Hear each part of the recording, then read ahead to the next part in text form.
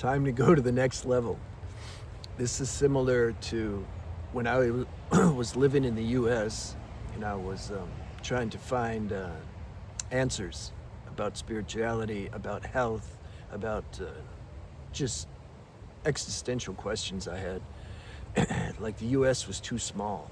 I had to leave, man. I had to go, and it's like consciousness made me go to all these other places because it knew it would unlock channels and help me recognize a broader picture of what life's about and why this body is here and the limitations of it, etc. It's just America was too small.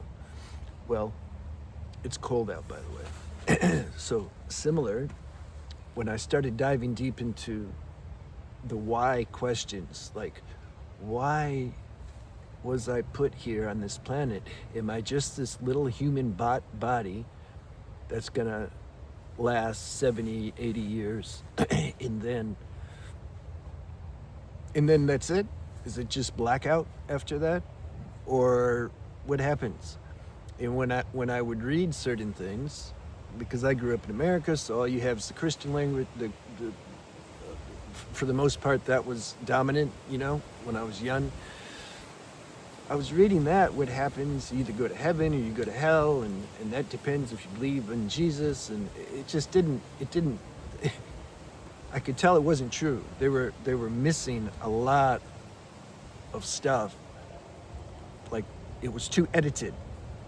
The Bible was way too edited, and it just didn't register as true. And so I wanted to know, though, what happens? Because something in me knew that I can't die. Something in me knew I wasn't my body. I remember the first time I saw a dead body was my dad, and we went to a funeral. I don't think I've been to a funeral since, actually. He was in the casket, and we walked by, and I'm like, that's not my dad, man. I mean, that was the body he was in, but it wasn't him. And that was the first clue or confirmation. I feel like I'm gonna sneeze. Where I really knew that this wasn't, besides the intuitive feeling I already had of knowing that I'm something more than my body and I don't die when the body dies. When I saw the dead body, it just confirmed it even stronger. That's what I wanted to say.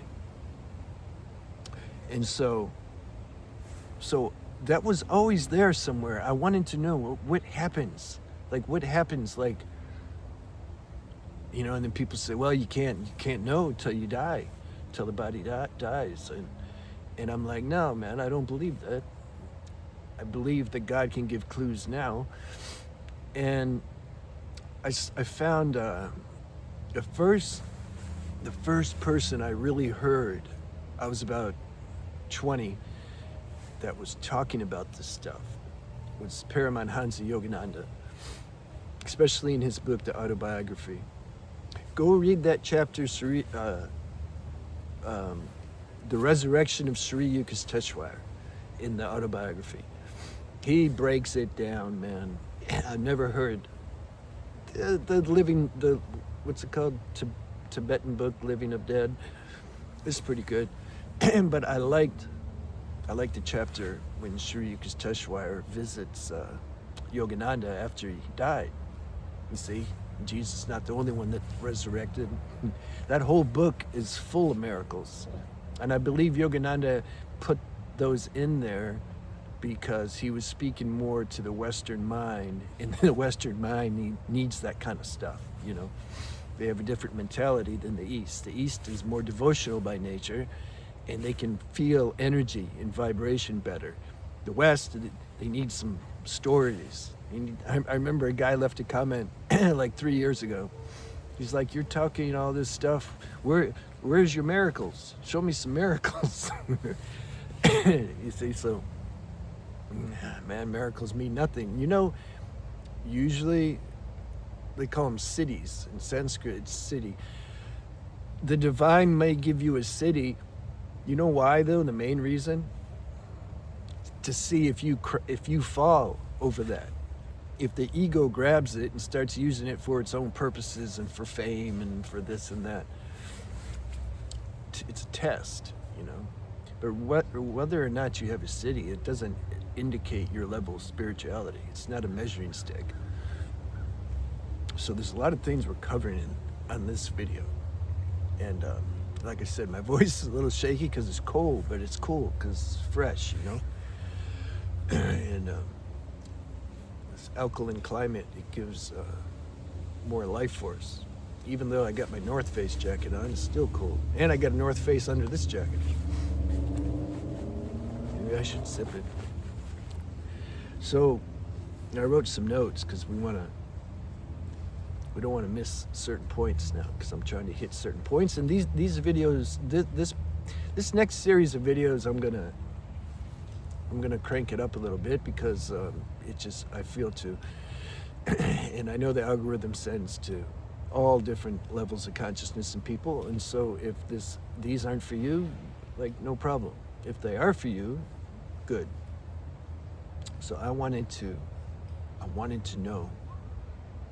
I felt like having some experience or knowledge about afterlife would help me in this life, actually.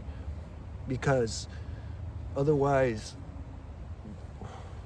what do I do? Just come here and wake up in the morning and go to the bathroom and I cook food and go exercise and I got to get a job and make money so then I can pay bills and taxes and buy a car and then find a girlfriend and then she'll get mad at me and then I'll like look for another one and then try to get a better job with more money and go on vacation and, you know, get drunk or get high and talk nonsense with people and then what, just die? Really? No, see, I knew that couldn't be. the divine has a greater plan and has more intelligence than that. And so I'm like, okay, I know that that's not the case. There's a purpose for me being here. But what is that purpose? Number one, besides the surface level purpose. Get a family, treat the family good, raise the kids, get a job, make sure they're taken care of. I'm like, okay, that's good on practical level, but I mean, why am I really here? Because after I die, I'm not gonna, what does anything matter, you know? Where do I go when I leave this body and this planet? There's a few ways where one can get that intel. The best, probably, I don't recommend trying to do this or foster this, but it's a near-death experience. Another way is through meditation. It can just happen spontaneously. You can end up on the astral plane, basically. Lucid dreams. Lucid dreams are an example. I'm going to get into dreams in a minute. Plant medicine. That can shoot you up into the astral plane. And also if you just practice astral projection. I've experienced the astral plane in all these ways except near-death experience. I haven't had that. Didn't need it. The mind will say, yeah, but how do you know? How do you know that's where you go when you die? Okay. I would say, you have to prove this to your own self. You can't know. Nobody can convince you of this. This is on another level. This is beyond mind. When somebody has sufficient experience with these planes, you just know because you know. As somebody who's had a near-death experience, they really know. They really know that this is the plane you go when you leave this body, and that plane is very real. They know it's not your brain that's just creating it. You see, this is what doctors and scientists, people who don't have any actual experience, or just your average person, they'll say, no, it's your brain that's creating this image in these visions. No, the brain has nothing to do with it. The brain Yeah, the brain is there so that these experiences can trickle back through into your memory so that you can still exist in human level consciousness and remember that there's an astral plane, but the brain's not the one that creates it. You know this for certain. There's some things that you just know because you know, you got the download. So when I first experienced the astral plane,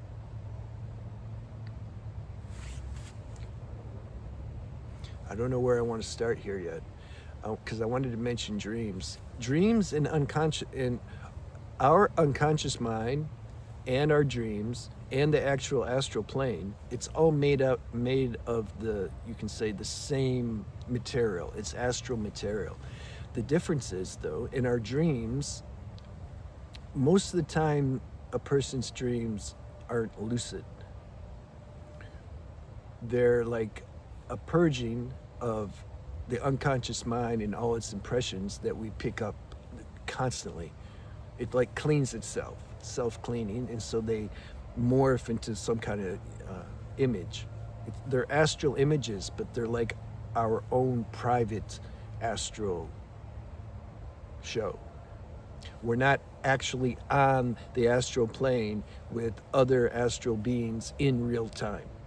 The actual astral dimension is stable. It has its own laws and functions, you know, similar to this world, but not similar in terms of density. This world, man, is so dense. It's so like gross level. Astral, you don't have pain. You're not all those things I just listed a few minutes ago. You got to go to the bathroom, go to work, and cook food, and do that. You don't do any of that. You don't need to do any of that in the astral plane. Astral plane's like a vacation. It's super nice. It's fluid. It's dreamy, just like your dreams. The difference is, though, once you leave this body, and you're on the astral plane, and you get acclimated on it, then you know you're on it. You can navigate better. It's not like in a dream where you're kind of like, you know, unless it's a lucid dream, the average person's dream, it's just kind of involuntary and automatic, and you don't really know what you're doing. Anything can happen. You can walk into a building, and then the next second you can be at an ocean. Next second you could be somewhere else, because that's the laws of astral dimension. Your thoughts create the environment. It's instantaneous manifestation. Just a thought. I played with this when I was on plant medicine, because plant medicine, for some people, if they're sensitive, gives you very easy access into the astral dimension, and you can play if you want. But it's important to be conscious. Otherwise you end up in a loop, in a bad trip. That's why I just knew better. I knew better than to do psychedelics when I was a teenager or in my 20s. I wasn't stable enough. Because if you're not aware, if your thoughts are just involuntary and you have heavy emotions or darkness in you, then that will morph into, you can say, a private astral hell, and you'll just be stuck in this loop. That's why people have bad trips. So on astral level, your thought will create whatever environment. The more conscious you are and aware of that, good. Then you don't run into problems.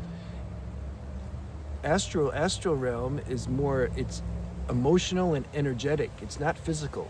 It's not a physical body. So your emotions create, you can say your thoughts create the environment, your emotions create the atmosphere. You could be on a beach and you're feeling good. You know, your emotions are lighter, and the sun's out, everything's nice, and the water is blue, and all of a sudden, this would have happened to me if I was in my teens or 20s and did plant medicine, I'm pretty sure. All of a sudden, you could have a negative, heavy emotion. You're thinking about it, I don't know, an abuser in the past or some dark thing, and then all of a sudden your whole environment will get dark. Maybe you'll see creatures start crawling out of the ocean coming to get you, you know, something like that. So that's the power we have, so much more power in the astral realm than here. And I might as well say this too, because I've been wanting to mention this somewhere when the time's right and it flows.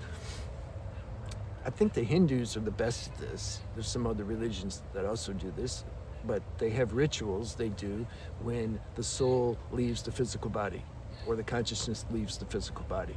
To help them, especially if they haven't reached a high degree of self-realization, there's rituals you can do where you send your energy and vibration to that being who's left the body to help them transition better to the next realm. Because everything's vibrational when you leave this realm. It's no more, it's not gross level anymore. You're not going to see other beings saying, hey, come this way. No, it's going to be, everything's more telepathic in vibration. This is the communication on that plane. So if you're not already aware of that subtlety of vibration, you can end up confused when you leave this plane. Hence, it's good then if your family, if one of your family members died and you were close to them, you want to help them transition more smoothly, there's these rituals you can do to where you can it helps them tune to, you can say, their ancestors or other higher level beings that are trying to guide them to the next dimension, to the plane. Because when you leave the body, if you can't tune to vibration, you're kind of going to be stuck floating around, like you just kind of don't know what's happening. That's why also it's good to have your body cremated rather than just buried underground. Because when we leave the body, we're in our astral body and we're not confined to form, so we can float around and be, if we're still too much attached, if we don't really know we're dead, that the body's dead, then we're going to be trying to be near our body, because that's all we've known for however how many decades, and we're not sensitive enough to hear these more subtle vibrations that these other beings are sending us to bring us to the transition to the next realm. We're still too much stuck on gross levels, so we're going to be hovering around our body. So that's why in India and other countries, they burn the body. It makes it clear that you're not physical anymore. So you remember that movie, The Sixth Sense, with Bruce Willis? That was good. M. Night Shyamalan. Yeah, he's Indian. He knows about this stuff. He wrote that and directed really good. Bruce Willis was stuck. He was stuck in between. That's why you kept seeing him with his wife. He kept hanging around his home because he didn't know he was dead, didn't want to accept he was dead. Did it show how he died? I don't remember. Sometimes in sudden death, that can happen. It just shocks you. You don't know you're dead. Ghost is another good movie that depicts this. And I've already mentioned before, What Dreams May Come. That's pretty good. I liked Contact, though, with Jodie Foster. They did a really good job at the end when she's on astral plane and she's feeling like you can feel the atmosphere. And then the energies took the form of her dad, I believe, to help her. That's the thing in astral, taking shapes and forms. It's not a big deal. There's so much to say, I don't want to get confused. That's why writing a book's easier, because you can get your thoughts together and you can put everything down. That's why I recommend reading that chapter in the autobiography of a yogi, The Resurrection of Sri Yukteswar. That's the thing. Yogananda already knew. He knew about the astral plane. He had much more astral projection experience than I did, but yet when his guru came and visited him, because of divine ordinance, he was very excited to ask that question. What happens, Master, when we die? I want to know about the astral plane. Because it's different. It's different. You having astral experiences here on the physical plane while you're still in a physical body versus talking to somebody who's there in real time, who's coming to talk to you for a minute. Yeah, that doesn't usually happen. So he was asking him all these questions, and Sri Yukteswar was breaking it down because he was like, he's there, so it's much easier. When we astral project or have these even near-death experiences, it's just a little segment. But I'm very grateful for those experiences, because it showed me, oh yeah, this is what happens. I don't have any fear of death now. Not to say it's not going to be, if I know like that last 5 minutes that I'm ready to leave the body, and I know it's going to happen because you can feel your life force is going. You should be able to feel like within the last 6 months if you're super sensitive. That'll be exciting, man. I mean, I'd be a little nervous probably, whatever, I don't know. I compared it before to going up, if you're on a roller coaster, and then you're going, and you're getting ready to go down, like you're 9 years old or something, and then you lose your stomach. I feel it would be like that. You know how much energy is going to get released when we leave this body? And it's ultimate psychedelic experience. All right, so how did this help me? How did this help me? I don't know. How did this help me? Because I know, like, this isn't it, this physical realm. And also it helped me, I call it astral preparation, astral training while we're still here. It gave me a why to what I'm doing here. And when I realized that the more conscious I am here, the more I'm going to be able to enjoy the astral plane. Sri Yukteswar said it the best. He said, when we go to the astral plane, I'm paraphrasing, it's like we have these vibrational quarters that we're drawn to based on our level of consciousness. You know how we talk about it all the time here, how we get sick and tired of people not understanding like what we're saying. I still feel I'm gonna sneeze, but it's like not coming. Like this planet's full of misunderstanding, man. There it won't be, because everything's telepathic. You can taste that while you're here, though, this telepathy. Have you been with a friend that you really synergize with, and you finish each other's sentences for each other, and you know what they're thinking and feeling before they even say it? Or that can be fun. I was on plant medicine with this girl in the group, and we had a moment like that. We didn't plan it or nothing, but we didn't have to talk. We would just smile and kind of giggle, because we were, she knew what I was thinking, I knew what she was thinking, and then we would laugh about that, and it's nice. And astral, that's the norm.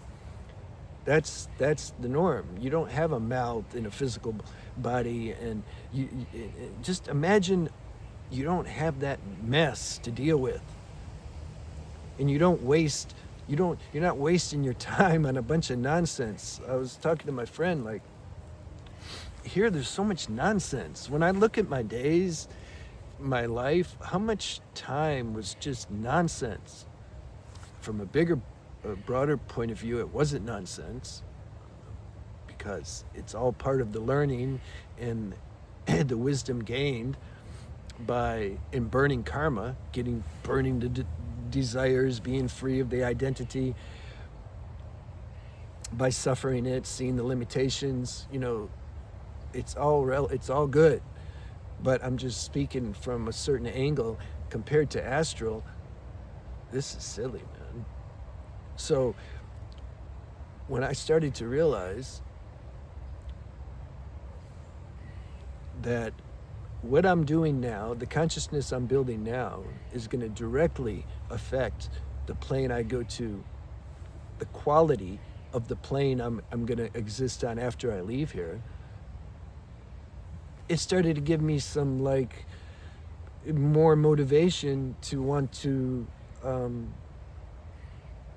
be free of certain karma that's gonna bring me back here again.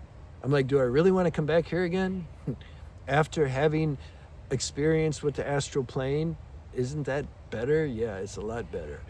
And you know you know that that's what's happening. You know that's where you're going. Isn't that better? Yeah, it's better. Okay, what do you got to do then? If you want to spend more time there, at least you want coming back here to be optional. That's my point. If you do come back, it will be in some form of, service or to help raise the consciousness. That's fine. But you don't want it to be involuntary and automatic.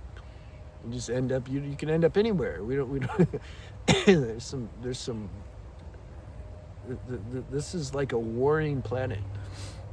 Heaven and hell both exist here, and the duality is very intense. Very intense, man.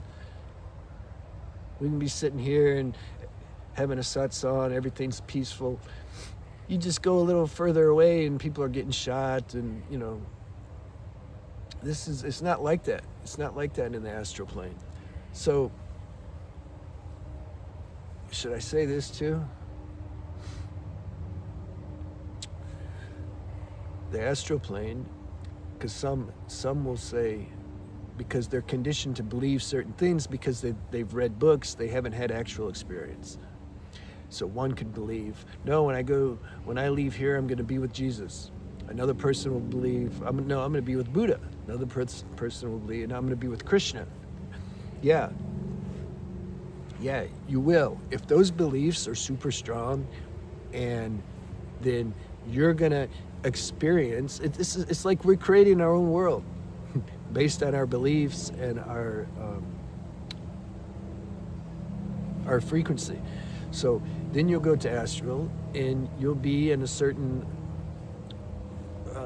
section with other beings who also believes in Jesus, that Jesus, they're just going to be with Jesus forever. And then the energies in astral, because like I said, it's an energy plane. This energy, intruders, these energies in astral will manifest, take the form of Jesus. It won't be the actual individual soul Jesus, he's busy. But the energy will take the shape and form of Jesus, just like the energy took the shape and form of Jodie Foster's dad when she was in contact. So then the souls get to have that experience of being with Jesus or with Buddha or Krishna or Shiva or whatever. Then in time, somehow, gradually, you grow out of that. You somehow start to recognize, wait a minute, the source itself actually is taking all these forms, not just the form of Jesus and Buddha and Krishna, and it's taking all these forms. And so then you won't be so stuck in this one little house. Consciousness is broadening and expanding. I know I'm touching on a lot of angles here, and so I hope I'm doing somewhat justice in finishing a certain angle, not leaving a lot of loose ends, but I don't know, I do the best I can. But I wanted to circle back about, I started talking about Jesus and Buddha and Krishna, and then what was I saying before that? Something about, oh yeah, okay. So I started, when I realized the plane we go to when we leave here, and I realized the significance of the consciousness that I build while I'm here, that gave me a nice sense of like clarity. And I started to see why.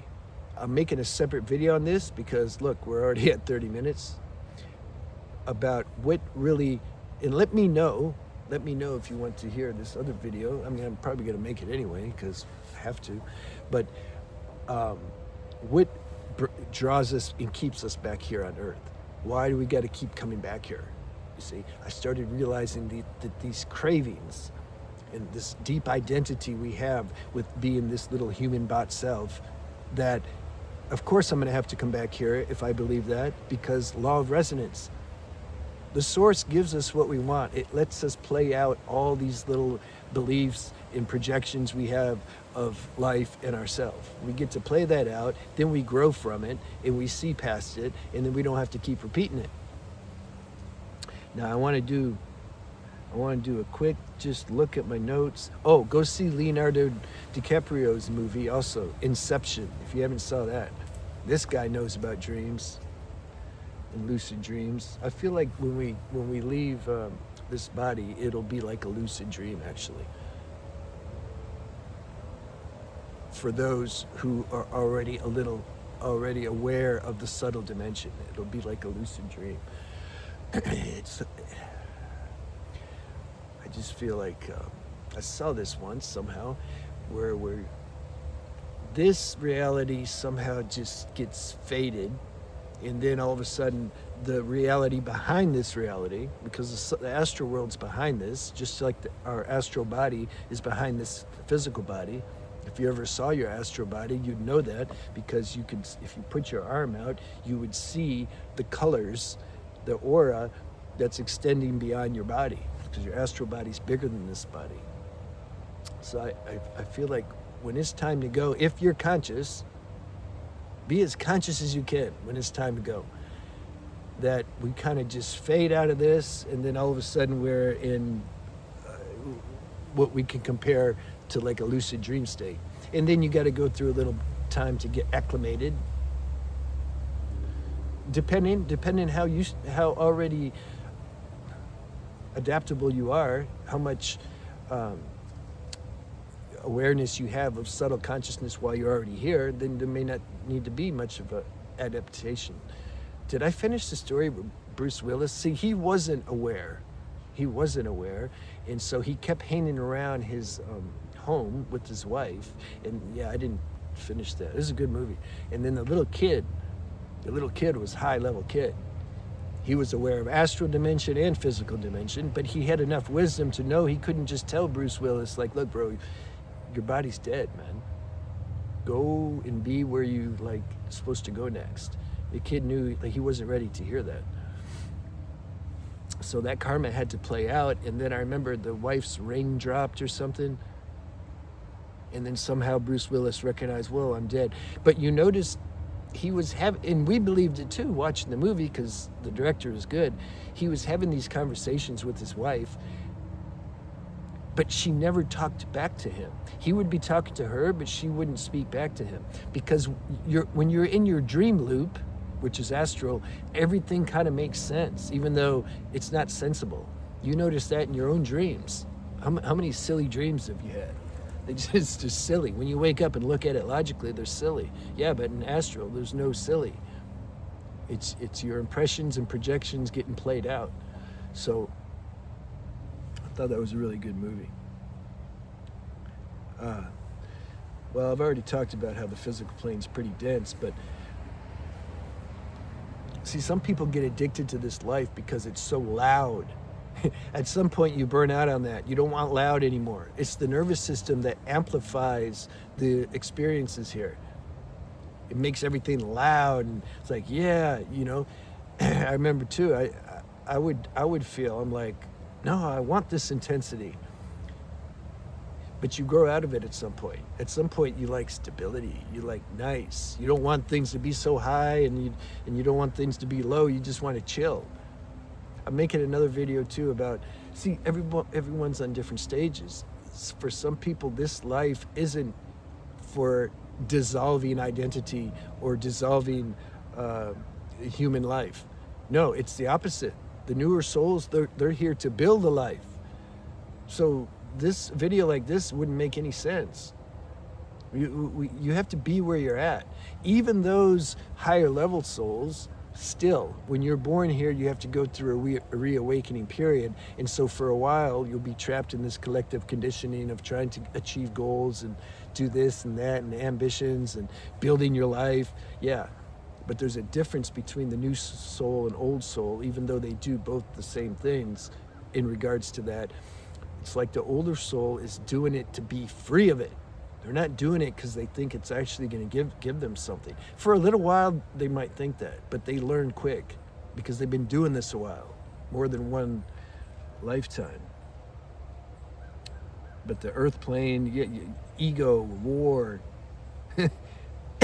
like the astral plane, I just know it was very peaceful. It was very peaceful. It's very transparent. You don't need to, you can just look. That's why you don't need to talk. You don't need to explain everything. You see the being via their aura, their energy. You know what they're feeling. You know what they're trying to communicate. I mean, what an efficient, it's just so much more efficient than being here. Once you've tasted here long enough though, that's the thing. This wouldn't be attractive to me when I was a teenager. I'd be like, no, man, I want to go to school and rap, and can't do that in Astral. All right, I think we said enough, and this is, I was gonna make 2 videos, but I think I'm good. I think this is the longest video ever. It was worth it. All right, I'll see you guys.